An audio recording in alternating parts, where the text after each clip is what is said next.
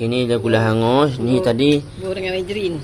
gula hangus dengan margarin. Yang ni tepung telur. Telur dah di telur dengan soda bicarbonate, soda dengan apa ni? Apa tadi? Yang susu 2 cancur. Susu 2 camca. Susu 2 cancur, baru tepung. Susu pekat 2 camca, lepas tu Tepung gandum cawan, tepung ubi cawan. soda bikarbonat mana satu? Dengan sodium bikarbonat ni satu sudu. Berapa sudu? Agak-agak je sesudu kan. Sesudu. Sesudu halus. Tepung gandum cawan.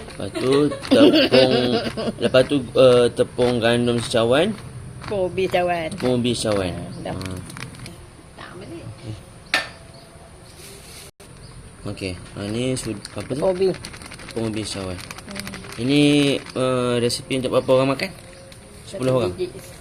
Banyak kan, besar kan dapat. Tak kita tengok. Kita tengok. Besar mana dapat?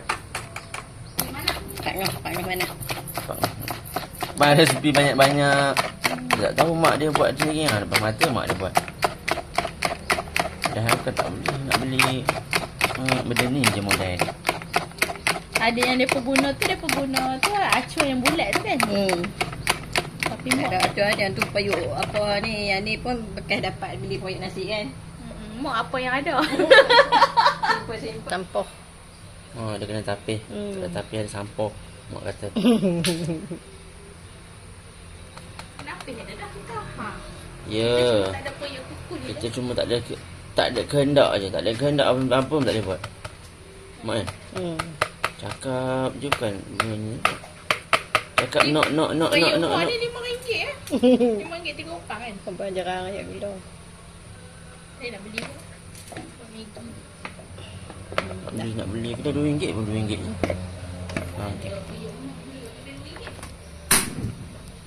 Tak ya dah tinggal. Okey, duk letak je tinggal berapa minit? Agak-agak lah lagi. 10 minit. Tak je. Lepas tu dia kembang ah. Tak kita naik. Api pun kuat juga api. Yelah nak bagi dia wak ni.